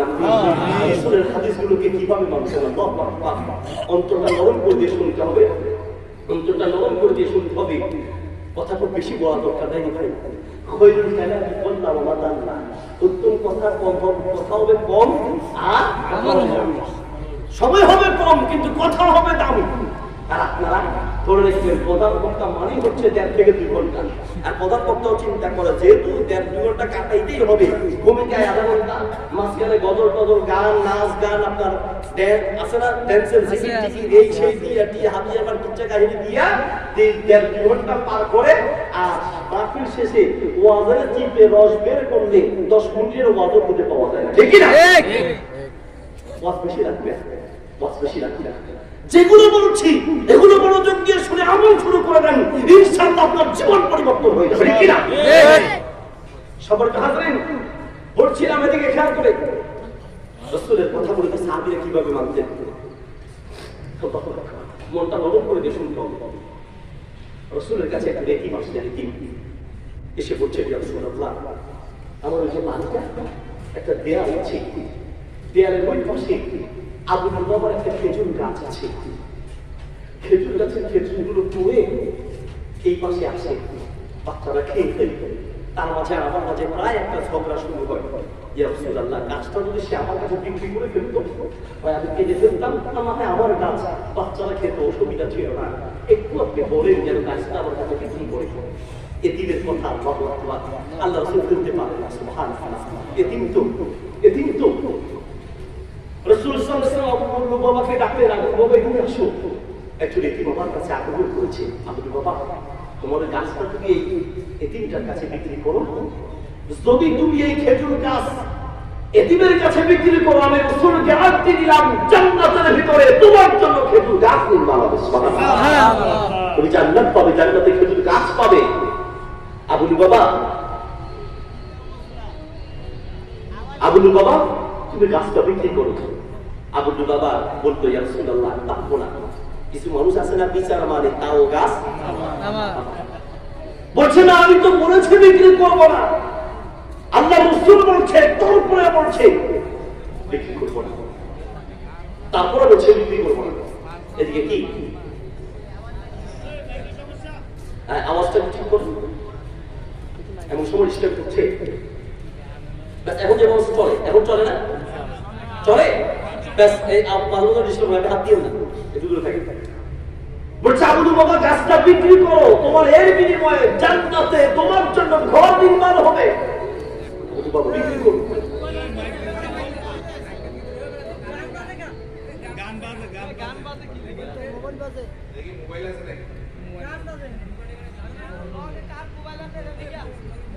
অন্য বাহিরে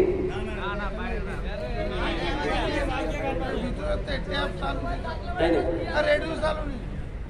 ও আচ্ছা আচ্ছা আচ্ছা, ঠিক আছে ভাই, একটু কষ্ট করে শুনুন, আমি শেষ করে দেবো, অসুবিধা নেই। এদিকে খেয়াল করে আবু বাবা, মনে আছে গাছটা বিক্রি করো, জান্নাতে তোমার জন্য গাছ নির্মাণ হবে। আমি আল্লাহ রাসূল গ্যারান্টি দিচ্ছি, আমি গ্যারান্টি দিচ্ছি। আবু বাবা চলে গেলেন, না ইয়া রাসূলুল্লাহ বিক্রি করবো না।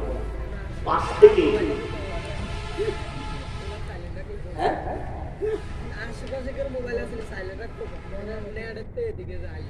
তো এরকম একটা দেখে নেন, এটা আরেকজনের মোবাইল টানবে।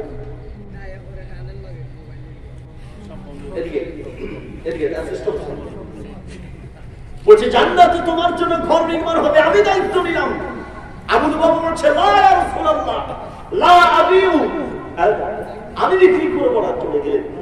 পাশ থেকে আবু দাহদা কথাটা শুনতে গিয়ে বললেন রাসূলুল্লাহ অনেকদিন রাস্তা, যদি এরকম একটা গ্যারান্টি পেতাম যে এই আমল করে জান্নাত নিশ্চিত পাওয়া যাবে, আমি আজকে আপনাদের থেকে শুনলাম আমি যদি এই গাছটা কিনে দিতে পারি, তাহলে খেজুর গাছটা কিনে দিতে পারলে জান্নাত পাওয়া এবং জান্নাতে খেজুর গাছ পাওয়ার ওই মালিকানা আমার জন্য কি হবে? সুবহানাল্লাহ।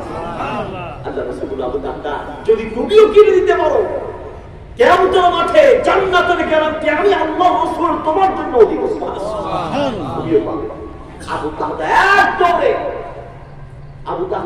আবু লুবাবার কাছে গেল। আবু লুবাবা একটা অনুরোধ করে বলি, আল্লাহ রাসূল বলেছে এই কাজটা কিনে দিতে পারলে জান্নাত পাওয়া যাবে, জান্নাতে খেজুর গাছ পাওয়া যাবে।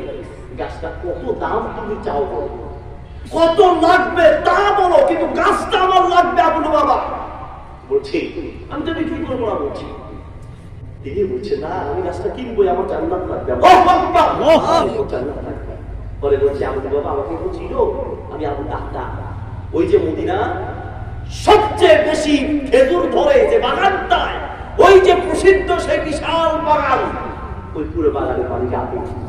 ওই বাগানের ভিতরে সবচেয়ে বেশি খেজুর ধরে জানো? চিনো? হ্যাঁ চিনি তো। বলছে ওই সবগুলো খেজুর বাগানের সব খেজুর যদি তোমাকে দেওয়া হয়, সব গাছগুলো যদি তোমাকে দেওয়া হয়, আর ওই বাগানের মালিক যদি তোমাকে বানানো হয়, সেই বাগানে একটা ঘর আছে, ওই ঘরও যদি তোমাকে দেওয়া হয়, তাহলে কি তুমি তোমার এই গাছটা দিবে? বলছে কি বলো, একটা খেজুর গাছের জন্য এত বিশাল বাগান, আবার ঘর সহ, কেন দিব না? বলো তাহলে চুক্তি করো। আবু লুবাবা চুক্তি করলো, একটা খেজুর গাছের বিনিময়ে সেই বিশাল বাগানটা দেওয়ার জন্য রাজি হয়ে গেল।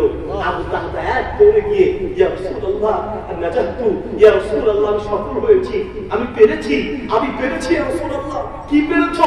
আপনি চেয়েছেন ওই গাছটা দরকার, আমি ওই গাছটা কিনে নিয়েছি, আপনি এতিমকে দান করেন, আর আমার জন্য জান্নাতে একটা খেজুর গাছের ব্যবস্থা করে দেন। আল্লাহু আকবার।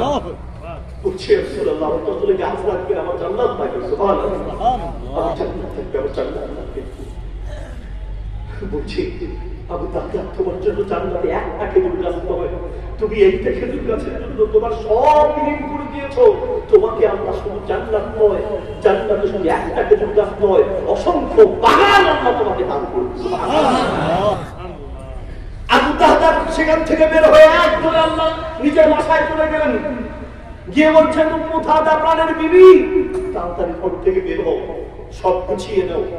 কেন? বলছে বাগান তো বিক্রি করে ফেলেছি। তো বাগান বিক্রি করেছো, ঘর থেকে কেন বের হবো? বলছে খবর বিক্রি করেছি। তাই নাকি? কত দামে বিক্রি করেছো? প্রাণের বিবি আল্লাহ রাসূল বলেছে যদি ওই খেজুর গাছটা কিনে দিতে পারি জান্নাত পাওয়া যাবে। ওই জান্নাতের আশায় খেজুর বাগান বিক্রি করেছি, এই ঘরটাও বিক্রি করে দিয়েছি। প্রাণের বিবি ঘর থেকে বের হও। বিবি বলছে প্রাণের স্বামী অনেক বেশি দামে বিক্রি করেছো। আল্লাহু আকবার।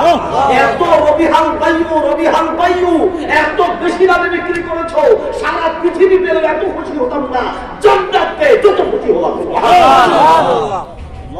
রাসূলের কথার প্রতি কত সম্মান, কত দাম। রাসূলের দোয়া পাওয়া যাবে, মনে আছে তো? রাসূলুল্লাহ সাল্লাল্লাহু আলাইহি ওয়াসাল্লাম হাদিসগুলো শুনতে হবে, হাদিসগুলো সংরক্ষণ করতে হবে, মুখস্থ অথবা লিখে অথবা আমল করার মাধ্যমে। নাম্বার 3 নম্বর হচ্ছে হাদিসগুলো মানুষের জানাই দিতে হবে, প্রচার করতে হবে। একটা হাদিস ছেড়েছেন বাল্লিগু আন্নি ওয়ালাউ আয়া, যদি আল্লাহ রাসূলের পক্ষ থেকে একটা আয়াত একটা হাদিস জেনে থাকেন, এটা আরেকজনকে জানায় দিবেন, আরেকজনের কাছে পৌঁছে দিবেন। এই তিনটি আমলের মাধ্যমে দোয়া পাবো কার? নবী মুহাম্মদ রাসূলুল্লাহ সাল্লাল্লাহু আলাইহি ওয়াসাল্লামের দোয়া। আল্লাহ আমাদেরকে তৌফিক দান করুন। সবার উপস্থিতি কথা খুব বেশি বলার দরকার হতে পারে, যে কথাগুলো বলেছি এগুলোর উপর আমল করে দেখেন না জীবনটা কেমনে পরিবর্তন হয়ে যায়, জীবনটা কিভাবে পরিবর্তন হয়ে যায়। কিন্তু আমরা পারবো না। এই যে কাহিনীটা শুনলাম, আবু দাহদা জান্নাতের একটা গাছের আশায় নিজের সব দিয়েছে, এটা আপনার কাছে গল্প মনে হতে পারে, কিন্তু যারা সত্যিকার অর্থে দিন না, যারা সত্যিকার অর্থে তাকওয়াবান তারা সারা দুনিয়া দিয়ে দিতে পারে জান্নাতের আশায়, ঠিক কি না? সারা দুনিয়া দিয়ে দিতে পারে। আব্দুল্লাহ ইবনে মাসউদ রাদিয়াল্লাহু তাআলা তাবিদের কি বলছে, আনতুম তুসাল্লুনা কামা ইউসাল্লুন ওয়া আনতুম তাসুমুনা কামা ইয়াসুমুন। তোমরা সাহাবীদের মতোই নামাজ রোজা সব আমল সাহাবীদের মতো বেশি বেশি করো, কিন্তু তোমাদের মাঝে সাহাবীদের মাঝে একটা বড় পার্থক্য জানো, আনতুম তারগবুনা ইলা দুনিয়া ওয়া হুম ইয়ারগবুনা ইলাল আখিরাহ। তোমরা আখিরাতের তুলনায় দুনিয়াকে প্রাধান্য দাও, আর সাহাবীদের স্বভাব ছিল আখিরাত দুনিয়ার তুলনায় তারা জান্নাতকে প্রাধান্য দিত, ঠিক কি না? তোমরা সারাক্ষণ চিন্তায় থাকো কোন কাজ করলে, কোন পন্থা ধরলে, কোন ব্যবসা করলে বেশি মাল কামানো যাবে, বেশি টাকা কামানো যাবে, ঠিক না? কিভাবে বেশি পয়সাওয়ালা হওয়া যাবে, কিভাবে কত অর্থ বাড়ানো যাবে, আমরা সারাক্ষণ টেনশনে থাকি। আর আল্লাহ রাসূল বলেছেন মিশকাতুল মাসাবিয়ার 440 নাম্বার পৃষ্ঠায় কথা করে যায় ঢুকাতে হবে, কথা করে যায় শুনতে হবে। আল্লাহ আল্লাহ কসম করে বলছি, লাল আকরাশ আলাইকুম ওয়ালাকিন আখশা আলাইকুম আন তুবসাত আলাইকুম দুনিয়া কামা বুসিতাত আলা মান কান qablakum ফাতানাফাসুহা কামা তানাফাসুহা ফাতুহলিকাকুম কামা হালাকাতুম ফাতুলহিয়াকুম কামা আনতুম। শোনো, আমি তুমি কেন ভয় করছি জানো? তোমরা দরিদ্রতার কারণে আল্লাহকে ভুলে যাবে, আমি এটা ভয় করছি না, বরং আমি ভয় করছি তোমরা দুনিয়ার লোভে এমন ভাবে পড়বে আখিরাতকে ভুলে যাবে, কবরকে ভুলে যাবে, হিসাব আর নিকাশকে ভুলে যাবে, ঠিক কি? আপনি দেখেন, আমি আপনার কথা বলছি, বাইরে মানুষ নিয়ে সমালোচনা করার জন্য কে করছে, সে করছে, বই করছে, আমি আপনার কথা বলছি, আমি আপনার কথা বলছি। আজকে সারাদিনের ভিতরে কয়বার আপনার মনে হয়েছে যে আহা, আমি আল্লাহর জন্য কি করেছি, আমি আমার সন্তানের জন্য করছি, আমি আমার মা বাবার জন্য করছি, আমি আমার পরিবারের জন্য করছি, স্ত্রীর জন্য করছি। কিন্তু যেই আল্লাহ আপনার জন্য এত বিশাল পৃথিবী দিয়েছে, মাথার চুল থেকে পায়ের তলা পর্যন্ত এত নিয়ামত আল্লাহ দিয়েছে, মাযা আমিলতা ফিয়া, কিয়ামতের মাঠে বান্দাকে কাছে ডেকে স্মরণ করে দিবে, বান্দারে মাযা আমিলতা ফিয়া, এটা চোখ দিয়েছি, পৃথিবীর বহু মানুষকে আমি চোখ দেই যাই, তোমাকে দুটো হাত দিয়েছি, পৃথিবীর বহু মানুষকে হাত দেই যাই, তোমাকে দুটো কান দিয়েছি, পৃথিবীর বহু মানুষকে কান দেই যাই। মাযা আমিলতা ফিয়া, ও বান্দা, আমি আল্লাহর জন্য কি করেছো? আল্লাহু আকবার, কি করেছো বলতে পারবেন? আল্লাহ এদিকে, আল্লাহ তোমার জন্য এই কাজ করেছি, এই কাজ করেছি, এই কাজ করেছি, এই কাজ করেছি, তোমার জন্য অবৈধ সম্পর্ক ছিলাম না, তোমার জন্য ছেড়ে দিয়েছি, সুদ খেতাম তোমার জন্য ছেড়ে দিয়েছি, ঘুষ খেতাম তোমার জন্য ছেড়ে দিয়েছি। বলার মতো কিছু আছে? বলার মতো কিছু আছে? কি আছে? কি আছে?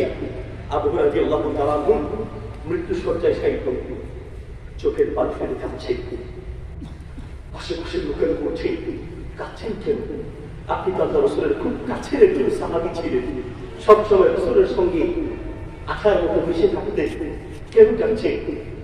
বলছে লা আবকি হাদিহি দুনিয়া, লা আবকি লিহাদিহি দুনিয়া, এই দুনিয়ার জন্য কাঁদছি না, বরং কাঁদছি আমি কিল্লাতুল সাহাব, আমার আমল যে খুব কম, এই আমল নিয়ে আমার সামনে দাঁড়াবো কি করে, এই জন্য কাঁদছি। আল্লাহু আকবার, আপনার সামনে দাঁড়াবো কি করে, এই জন্য কাঁদছি। মুসলমান, একটা কথা মনে রাখবেন, আপনার পুরো জীবন চেঞ্জ হয়ে যাবে। শুধু একটা কথা মনে রাখবেন, সারা জীবন পাল্টে যাবে। আল্লাহ তাআলা বলছেন জান্নাতে যাওয়া হবে তাদের গুণ কি? ওয়া আম্মা মান খাফা মাকামা রাব্বি ওয়া নাহা নাফসা আনিল হাওয়া ফাইন্নাল জান্নাতা হিয়াল মাওয়া। শুধুমাত্র দুটি কথা মনে রাখো, এই দুনিয়াতে তুমি জান্নাতের নিশ্চয়তা পাবে ইনশাআল্লাহ। শুধুমাত্র দুটি কথা মনে রাখতে হবে। নাম্বার 1, আল্লাহর সামনে দাঁড়িয়ে জীবনের হিসাব দিতে হবে। নাম্বার 2, মনের খারাপ চাহিদা থেকে নিজের মনটাকে ফিরিয়ে নিতে হবে। 1 নম্বর হচ্ছে আল্লাহর সামনে দাঁড়িয়ে জীবনের হিসাব দিতে হবে। এই কথা মনে রাখতে হবে, এই কথাটা মনে রাখতে হবে। রাসূলুল্লাহ সাল্লাল্লাহু আলাইহি ওয়াসাল্লাম সাহাবীরা সফরে গেলেন, সফর থেকে এসে আল্লাহ রাসূলকে দেখলেন চেহারা শুষ্ক হয়ে গেছে, বৃদ্ধের ভাব আসলো চেহারার মধ্যে। বললেন ইয়া রাসূলুল্লাহ, সিদ্দা ইয়া রাসূলুল্লাহ, হে আল্লাহর রাসূল, আপনার চেহারা ভেঙে গিয়েছে, কি টেনশন করে? কেন আপনি টেনশন করছেন? কেন কি চিন্তা করছেন? বলছে সাইয়াবাতি সূরা হুদ ওয়া আখওয়াতুহা, আমি নবীকে অল্প বয়সে ভুল বানিয়ে দিয়েছি সূরা হুদ আর সূরা হুদের মতো কয়েকটা সূরা, যেই সূরাগুলো উল্লেখ আছে কিয়ামতের মাঠে আল্লাহর সামনে দাঁড়িয়ে হিসাব দিতে হবে, আল্লাহর সামনে দাঁড়িয়ে জীবনে হিসাব দিতে হবে। এই কথা মনে করে আমি নবী অল্প বয়সে ভুল হয়ে যাচ্ছি। আল্লাহু আকবার। একজন মুহাদ্দিস একটা হাদিস পড়তে গিয়ে বেহুশ হয়ে গেল। আপনার জীবনে আপনি কত হাদিস শুনেছেন? একবার কোন হাদিস শুনে আপনার চোখ দিয়ে পানি বের হয় না, আপনার কোন যে থরথর করে একদম কাঁপে নাই, আপনার জীবনে একটু চেঞ্জ আসে নাই, আপনার চেহারার ভিতরে একটু ভয়ের ভাব আসে নাই। জীবনে কত হাদিস শুনলেন, কত আয়াত শুনলেন। আপনি টিভি দেখতে গিয়ে বিভিন্ন ছবির সিন দেখতে গিয়ে আপনি কেঁদেছেন, চোখের পানি ফেলেছেন। আপনি কাহিনী শুনে, গল্প কাহিনী শুনে আপনি চোখের পানি ফেলেছেন। ওই আল্লাহ কোরআনের কোন আয়াত শুনে, রাসূলের কোন হাদিস শুনে আপনার চোখ থেকে এক ফোঁটা পানিও জীবনে বের হয়ে যায়। আপনার মনটা কলিজা এত শক্ত হয়ে আছে, আপনার কলিজা এত শক্ত হয়ে আছে। এই জন্য কলিজা বদ্ধটাকে নরম করার জন্য চেষ্টা করতে হবে। রাসূলুল্লাহ সাল্লাল্লাহু আলাইহি ওয়াসাল্লাম সাহাবীগণ রাতে সিজদায় যেতেন, চোখের পানিতে সিজদার স্থানটা ভিজে যেত, চোখের পানিতে বুক ফেসে যেত। আমরা তো মানুষকে দেখানোর জন্য হয়তো বা কাঁদি, স্ত্রী সন্তান সন্ততির জন্য কাঁদি, মা বাবার জন্য কাঁদি, দুনিয়ার কোনো কিছু হারানোর জন্য কাঁদি, প্রিয় মানুষকে হারিয়ে কাঁদি। আর সাহাবীরা আল্লাহর জাহান্নামের ভয়ে কাঁদত, আল্লাহর জান্নাতের আশায় কেঁদে চোখের পানিতে বুক ভাসিয়ে দিত। আল্লাহু আকবার। জীবনে কয়দিন এমন হয়েছে, একটা সিজদা দিয়েছেন, 1 ঘন্টা সময় লেগেছে, 2 ঘন্টা সময় লেগেছে। কে বলতে পারবে আমি আল্লাহর সামনে একটা সিজদা দিয়েছি, পাক্কা 2 ঘন্টা এক সিজদায় ছিলাম? জীবনে কারো হয়নি। আল্লাহর রাসূল সিজদায় যেতেন, পিছন থেকে সাফিয়া করে ঘুরতে আল্লাহর রাসূল বলে দুনিয়া থেকে বিদায় হয়ে গিয়েছে, আর বোধহয় মাথা উঠা। আল্লাহু আকবার। এত লম্বা সময় সিজদা দিতেন। তাহাজ্জুদের নামাজে দাঁড়াতেন, তালাওয়াত করা বা তাকাব্বার করা বা পা ফুলে পা ফেটে পানি বের হয়ে যেত। এত লম্বা সময় করে দাঁড়াতেন, এক একটা সিজদা দিতেন, ঘন্টা পর ঘন্টা চলে যেত। আপনার জীবনে একটা সিজদা 1 ঘন্টা হয়েছে? ইমাম সাহেবের 10 মিনিট 5-7 মিনিটের বেশি যদি একটা সিজদা হয়, তাতেই আপনার মাথা বড় হয়ে যায়। আর সাহাবীরা এক একটা সিজদা দিতেন, ঘন্টার পর ঘন্টা যেত। সিজদায় গিয়ে যখন সিজদায় পড়ে কাঁদতেন, চোখের পানিতে এমন ভাবে ভিজে যেত, মনে হয় যেন মুখ ধুয়ে উঠেছে। মনে হয় উঠে পড়ার সময় মুখ ধুলে যেমন হতো, এভাবে কাঁদতেন। আমার জলগুলো শক্ত হয়ে গিয়েছে, চোখের পানি আর এখন নামাজের ভিতরে আসে না, ঠিকই না? এই জন্য অন্তরটা নরম করতে হবে। অন্তর কেমন নরম করবে? মাঝে মাঝে এতিমখানায় যাবে, এতিমদের কাছে যাবে, আশেপাশে মাদ্রাসা আছে, এগুলোর এতিমখানায় যাবে, তার উপর মনে মাদ্রাসা আছে, যাবেন। হুজুর এতিম আছে, এতিম গরিব মিসকিন আছে, এতিমদেরকে যাবে, গিয়ে মাথায় হাত বুলাইয়া, হুজুর এটা দিয়েছে, এটা কিছু ভালো খাওয়াই, একটা কম্বল কিনে দিয়ে শীতের কাল, এতিমদের মাথায় হাত বুলালে আল্লাহ রাসূল বলেছে যে এতিমের প্রতি মায়া দেখাবে, আদর করবে, স্নেহ করবে, তার মাথায় হাত বুলাবে, আল্লাহ তার অন্তরটা পাথরের মতো অন্তরকে মোমের মতো করিয়ে দিবে। সুবহানাল্লাহ। কবরস্থানে যাবে, কবরস্থান মৃত ব্যক্তি মারা গেলে তাকে দেখতে যাবে। এক সাহাবী, কষ্ট যে আপনাদের শেষ করে দিচ্ছি, 2 সাহাবী বসে আছে, 2 মুহাদ্দিস বসে আছে, একজন একটা লাশ যাচ্ছে, তো আরেকজনকে সম্ভবত হাসান আল বসরিকে বলছেন, মান হাদা, এটা কে? মানে যে লাশ যাচ্ছে, তো তাকে জিজ্ঞেস করছে যে শেখ উনি কে, এই লাশটা কার? তখন হাসান আল বসরি বলছে আনতা আনতা আনতা, আমি বলছি যে লাশটা কে? হাসান বসরি বলছেন আমি বললাম না, আনতা তুমি? আমি এখানে দাঁড়িয়ে আছি, আপনি বলছেন আমি লাশ। বলছে হ্যাঁ সেটাই তো বলছি, তুমি তো বুঝো না, এই লাশটা এটাই তুমি, আজকে এখানে দাঁড়িয়ে আছো, কালকে তুমি আমার এই কাজের মধ্যে তুমি উঠবা, ঠিক কিনা? আর বলে উঠেছে কাল তুমি উঠবা, ওটা তুমি। তখন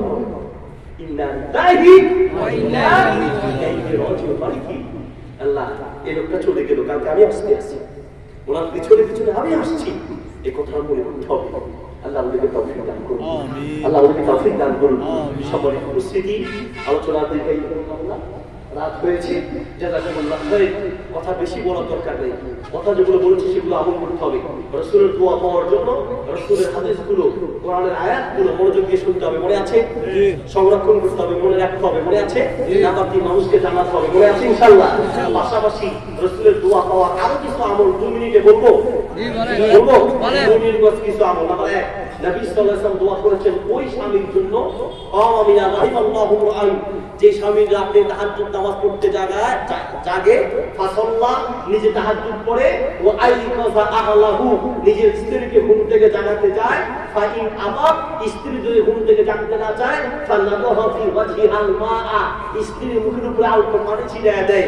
যেই স্বামী স্ত্রীকে ঘুম থেকে জাগায় তাহাজ্জুদ পড়ার জন্য, যেই স্ত্রী স্বামীকে ঘুম থেকে জাগায় তাহাজ্জুদ পড়ার জন্য, স্বামী আর স্ত্রী যখন তাহাজ্জুদ পড়তে দাঁড়ায় আল্লাহর রহমতের ভিতরে ডুব দেয়। আল্লাহ রাসূল দোয়া করেছেন ওই স্বামী আর স্ত্রীর জন্য যারা তাহাজ্জুদ করতে দাঁড়ায়। সুবহানাল্লাহ। আজকে এই আমলটা করব, রাজি আছেন ইনশাআল্লাহ? নাম্বার 3, এদিকে 3 নাম্বার আমল, রাহিমাল্লাহু রাজুলান সামহান, ওই ব্যক্তির উপর আল্লাহ রহম করুন, ইদাস্তারা ওয়া ইদা বাআ, যারা ক্রয় বিক্রয়ে দয়ালু হয়। কেনার সময় দয়ালু, বিক্রয় করার সময় দয়ালু। কেনার সময় দয়ালু কেমনে? যিনি বিক্রি করছেন তাকে অতিরিক্ত ঠকানোর চেষ্টা করে না। আর আমরা তো কেমনে ঠকানো যায়, ঠিক কথা বলেন, যে কেমনে ঠকানো যায়। আর বিক্রি তো চিন্তা থাকে ক্রেতাকে কিভাবে ঠকানো যায়। বাজারে যাবেন, মাঝে মাঝে দেখবেন ব্যবসায়ী ব্যবসা নিয়ে বসেছে, হায় হায় আর বিক্রি হচ্ছে না। এখন আপনি বিক্রি যেহেতু হইতেছে না, এবার তারে যেভাবে আটকাইয়া, নোয়াখালী ভাষাকে আটকাইয়া মোবিল দিতে হবে। কিছু লোক আছে রাতে বাজার করতে যায়, উদ্দেশ্য কি আটকাইয়া মোবিল দিবে। যারা বিক্রি করতে পারে নাই তাদের কাছ থেকে কোন রকম বাইরে ভাই তরকারির দাম দিতে পারবো না, তবে তরকারির যে ঝুড়ি আছে ঝুড়ির দাম দিতে পারবো না। কথা বুঝলেন? এইভাবে আটকাইয়া মোবিল দেওয়া, তারা যত ঠকানো যায়। না না না, এদিকে মাহফিলের জন্য যাচ্ছিলাম, সম্ভবত এদিকেরই আশেপাশে কোনো একটা মাহফিল, না সরি নবীনগর একটা মাহফিল। যাওয়ার পথে আপনাদের যে একটা পেট্রোল পাম্প থেকে গ্যাস নিচ্ছে, আমি ড্রাইভার, দিকে দেখলাম কদু ছিলেন, কদু না লাউ, একই কথা, লাউ কদু, টাঙ্গালি নটকানি লাউ আর কদু একই কথা। তো কদু দেখছি যে একদম মানে এমন ইয়ে হয়েছে, শুকায় গেছে, কেউ কিনবে না। তো মুরগিটার চেহারার দিকে তাকায় বড় অবাক হয়ে গেলাম, যারা এত পরিশ্রম করছে রেলওয়ে দাঁড়িয়ে আছে, কেউ কিনবে না। ড্রাইভার আমাকে বললো যে দেখে হুজুর গাড়িটা থামায়, আমাকে বলছে আমি খেয়াল করি রে, বলছে যে দেখে এই লোকটা এই কদু কি এতটাই করতে পারবে? বিকেল তখন 5টা বাজে, কদুগুলোর অবস্থা খারাপ। এখন যদি আপনি তাকে নিয়ে ভিক্ষা দেন, যে ধরেন টাকাগুলো রাখেন, হয়তো মুরগির মনে কষ্ট পাবে। কিছু মানুষ আছে কষ্টে তার কলিজা ফেটে যায়, তারপরে মানুষের কাছে হাত পাতে, আছে কিনা? আর কিছু মানুষ আছে স্বভাবটাই খারাপ, ও টাকা ধার নিয়ে চল্লিশা করবে, ও টাকা ধার নিয়ে গান বাজনার বিয়ের অনুষ্ঠান করবে, ঠিক না? নিজের টাকা নেই, আরেকজন থেকে টাকা নিয়ে আর নিয়ে তার টাকা ইনকাম করবে। কিছু মানুষ এমন আছে। তো আমি তখন একটা বুদ্ধি করলাম, যেগুলো কিনবো জিজ্ঞেস করলাম, এখন যদি মনে করে দাম করবো তাহলে কমায় বলবে। আমার উদ্দেশ্য কিন্তু এগুলো কিনা না, আমার উদ্দেশ্য হচ্ছে ওই যে রাসূল বলেছেন দোয়া করবে যে ব্যক্তি বিক্রেতার প্রতি দয়া করে, এগুলো এখন তার থেকে কিনে নিতে পারলে তার পরিচয়টা পর্যন্ত খুশি হয়ে যাবে, ঠিক না? তা আমি জিজ্ঞেস করলাম যে দাদা কেমন আছেন? ভালো। তো কদু কি এখন নিয়ে আসছে না সকাল থেকে? তো সকাল থেকে বিক্রি করতেছি, কিন্তু বেশি বিক্রি করতে পারি নাই। আমি এখন কত দাম এটা আমি জিজ্ঞেস করি, আমি সকালে কত করে বিক্রি করছেন? এগুলো সকাল থেকে কত করে? আমরা সকাল থেকে বিক্রি করছি, মানে যত দাম বলেছে ঠিক ততটা টাকা দিয়ে ওই কদু আর কদু শাক, 4টা 5টা কদু ছিল, অনেকগুলো শাক ছিল, সবগুলো গাড়ির পিছনে উঠালাম, উঠে কিছু এনে আরেকটা বাজারে কিছু মুরগিকে দিয়ে দিলাম, যেগুলো পাল্লে খাইয়ে, মানে কদুই আঙুল দিয়ে দেখলাম যে কদুই নখ ঢুকা তো দূরের কথা, যদি সূর্য ঢুকাই তাও মনে ঢুকে। এই হলো কদুর অবস্থা। তো কিনে নিলাম, দেখলাম যে পরে আমি বের হচ্ছি, আর আয়না দিয়ে তার দিকে তাকায় আমি দেখতেছি আল্লাহু আকবার, টাকাগুলো গুনতেছে আর এই লুঙ্গির প্যাচের মধ্যে টাকাগুলো নিচ্ছে, মুখের ভিতরে কি যে একটা হাসি, আল্লাহু আকবার। এইভাবে যদি কোন একজন মানুষ খুশি হয়, তারপরে যেটা খুশি হয় আল্লাহর আরশ পর্যন্ত খুশি হয়ে যাবে, ঠিক না? রাহিমাল্লাহু রাজুলান সামহান, যে ব্যক্তি কিনতে গিয়ে আপনার দয়া করে, বিক্রি করতে গিয়ে দয়া করে, যেটা বাজারে পাওয়া যায় না সেটার দাম বাড়ায় দিলেন, নাউযুবিল্লাহ। আল্লাহর দয়া থেকে রাসূলের দোয়া পাবেন, দোয়া থেকে মাহরুম হয়ে যাবেন। আল্লাহ আমাদেরকে বুঝার তৌফিক দান করুন। সবাইকে উপস্থিতি আজকের এই মাহফিলের জন্য অনেকভাবে সহযোগিতা করেছেন সভাপতি সাহেবকে। আপনি মাশাআল্লাহ, সভাপতি সাহেবকে তো মাহফিলে পাওয়া যায় না, আলহামদুলিল্লাহ সভাপতি আমি দীর্ঘ সময় ধরে সময় দিয়ে আজকের আলোচনা শুনেছেন। আর এই ধরনের আলেম ওলামাদেরকে সভাপতি বানাবেন তাহলে আমাদের জন্য সুবিধা হয়। এরপরে আরো অনেক আলেম ওলামা আছেন, মৌলানা শফিকুর রহমান সাহেব অনেক ব্যস্ত মানুষ, তারপর সময় দিয়েছেন। ইমাম সাহেব আছেন, আমাদের এই হযরত আছেন, অনেক আলেম ওলামা মুরব্বিরা আছেন। আপনারা যারা এসেছেন আল্লাহ আমাদের সবাইকে কবুল মঞ্জুর করুন, আমিন। আল্লাহ আজকের এই মাহফিলকে কবুল করুন। এই মাহফিলের জন্য যারা অর্থ দিয়ে, টাকা দিয়ে, পয়সা দিয়ে সহযোগিতা করেছেন সবাইকে আল্লাহ কবুল করুন, আমিন। আপনারা আমি কেন বলছেন? আমি তো দোয়া করছি, তো আমি বলেন আল্লাহ সবাই কালকে কবুল মঞ্জুর করুন, আমিন। এই মাহফিলের উসিলায় এই এলাকার ভিতরে যারা বিপদগ্রস্ত আছে আল্লাহ তাদেরকে বিপদ থেকে উদ্ধার করুন, আমিন। এই এলাকার আশেপাশে কবরস্থানে যারা শায়িত আছে আল্লাহ তাদের কবরকে জান্নাতের বাগান বানিয়ে দিন। আমাদের ভিতরে যারা অসুস্থ আছে আল্লাহ আমাদেরকে সুস্থ করে দিন। আমাদেরকে অনেক নেক নিয়তে দোয়া চেয়েছে আল্লাহ সকলের নেক মাকসুদ পূরণ মঞ্জুর করুন। অনেক ভাই দোয়া চেয়েছেন, এই যে আমাদের হোটেলের মালিক তিনি দোয়া চেয়েছেন, আরো যারা মাহফিলের জন্য টাকা দিয়েছেন, অস্ত্র দিয়েছেন, আমরা সবাই মনের নেক আশা পূরণ মঞ্জুর করুন। এই মসজিদকে আল্লাহ কবুল করুন। মসজিদের উদ্যোগে এই মসজিদের ইমাম, মুয়াজ্জিন, মুসল্লি আল্লাহ সবাইকে কবুল মঞ্জুর করুন। আমাদের ভিতরে যারা অসুস্থ আছে আল্লাহ সুস্থ করে দিন। আমাদের অনেক ছেলে ভাই অনেকে বিদেশে আছে আল্লাহ সবাইকে ইবাদত করুন। আমাদের ভিতরে আল্লাহ যার অন্তরে যে নেক ইচ্ছা আছে আল্লাহ পূরণ মঞ্জুর করুন। অনেকে হজ করার তৌফিক হয় না, হজ করার তৌফিক দান করুন। আমাদেরকে আল্লাহ আপনার সকল পাপ থেকে, সকল ধরনের গুনাহ থেকে বাঁচার তৌফিক দান করুন। আমাদের সবাইকে আল্লাহ আপনার হুকুম মতো, আপনার নবীর তরিকা মতো চলার তৌফিক দান করুন। যতদিন দুনিয়ায় বেঁচে থাকি সব ধরনের গুনাহ থেকে বাঁচার তৌফিক দান করুন। আমরা একটা সুন্নতি দোয়া দিয়ে মাহফিল শেষ করব। আমার সাথে করে সবাই সুবহানাকাল্লাহুম্মা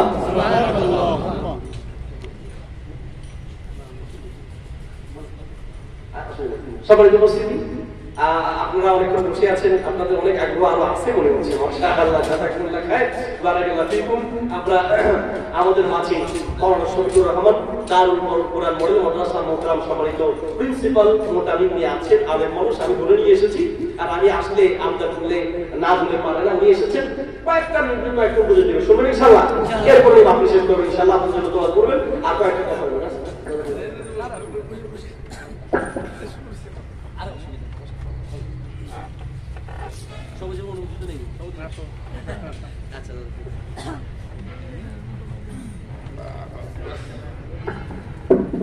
আসসালামু আলাইকুম ওয়া রাহমাতুল্লাহি ওয়া বারাকাতুহু। ওয়ালাইকুম আসসালাম। সাহেব ঘোষণা করেছেন সাকিকে 2 মিনিট একটু শুনে। আলহামদুলিল্লাহ, যে কথাগুলো তিনি হাদিসের আলোকে আমল করার কথা বলেছেন, আল্লাহ রাব্বুল আলামিন কোরআনে 3টি আপনার কথা ঘোষণা করেছেন। 1 নম্বর আত্মার কালবে সাকিব, এই আত্মাটার খোরাক হলো